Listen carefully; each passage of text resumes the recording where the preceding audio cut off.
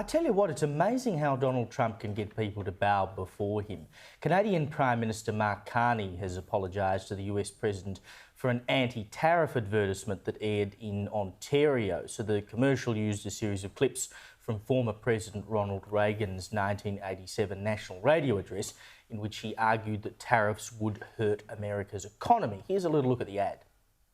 When someone says, let's impose tariffs on foreign imports, it looks like they're doing the patriotic thing by protecting American products and jobs. And sometimes for a short while it works, but only for a short time. But over the long run, such trade barriers hurt every American worker.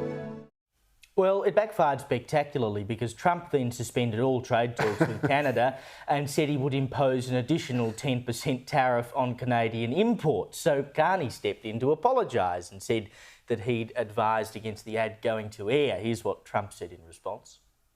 I have a very good relationship. I like him a lot.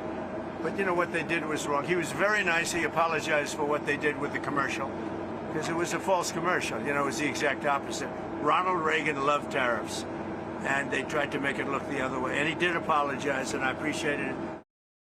There is no one like him. And it is hard to think of anyone else who can just throw a tantrum, Joe, and everyone goes, sorry, Mr. Trump, sorry. It's amazing. Like, this is the thing with Trump. Like, this is why when everyone was saying about, you know, he was going to blow up AUKUS because of something that, you know, Aldo might have said, you know, 10 years ago or whatever. Trump is an incredibly forgiving guy. Like, as long as you go and say, look, sorry about that, he's absolutely fine. He did the same thing even with Rudd after the meeting where he tore him a new one. He said, all is forgiven, if we're to believe the report. So I'm not surprised. It wasn't actually Mark Carney's call. It wasn't a federal... But hang on, why is anybody apologising about anything here? And why is nobody asking why Trump would demand an apology over something which was simply quotes from Ronald Reagan? I mean, this is the strange thing to me. First of all, Reagan said those quotes. Yes. Second of all, they're right.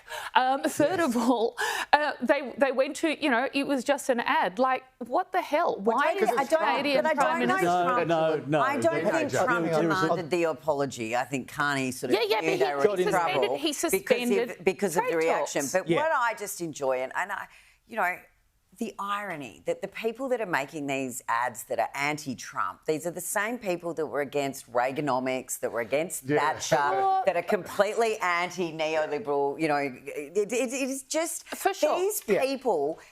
If they didn't have double standards, they wouldn't have any standards at all. But that is totally not the point. The villain is actually Doug Ford, who was the Premier of Ontario. He made the ad. He showed it to Carney. Carney said, don't do it, because it was clearly having a jab at Trump. But he's a state Premier. What are they called? Provincial, Premier. It's not his job to tackle... federal issues, trade issues, that kind of thing. Hang on. He was just being nasty to Trump. And in any diplomatic circumstance, regardless of who's in the White House, having a go at the American president is a really silly, undiplomatic thing to do. First of all, he was not having a go at the American president. He was having a go at Trump tariffs, and that's what the ad is about. Taking offence at an ad like that looks really silly for Trump. It makes him look like an idiot. Funny thing is, he's the only bloke who seems to get away with that kind of behaviour. While we're overseas, how about this yarn in the Telegraph about British foreign aid?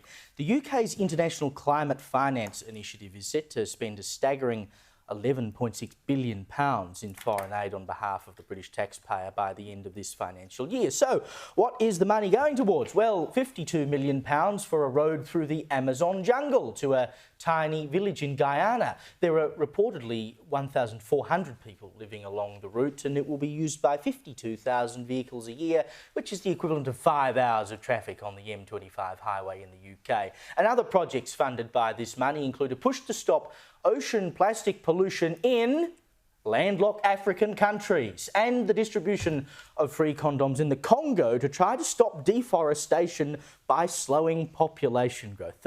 They seem like some creative ways of using this money to me.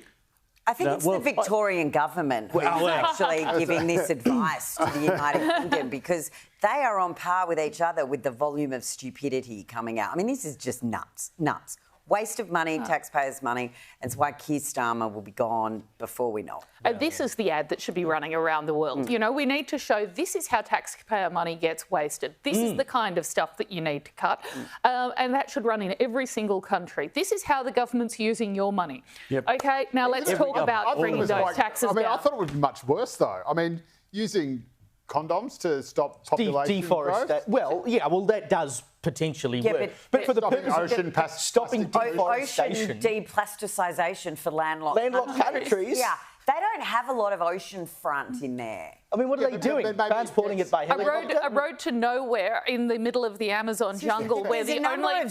progress. Well, the people around it are the tribes that you're supposedly not allowed to contact without the permission of the government. And you know what? Like, what the fuck? Very quickly, Kel, I suspect this is what happens when you give money to countries that don't have a lot of money and expect them to do things not for nefarious... But who would have thought countries run by dodgy people do dodgy things? Who would have imagined that? And who would have imagined governments were not good at managing money? I have a friend who's a builder. He says he only goes for government contracts. It's like looking into a bucket of money. Exactly. I wish I'd get a few of them.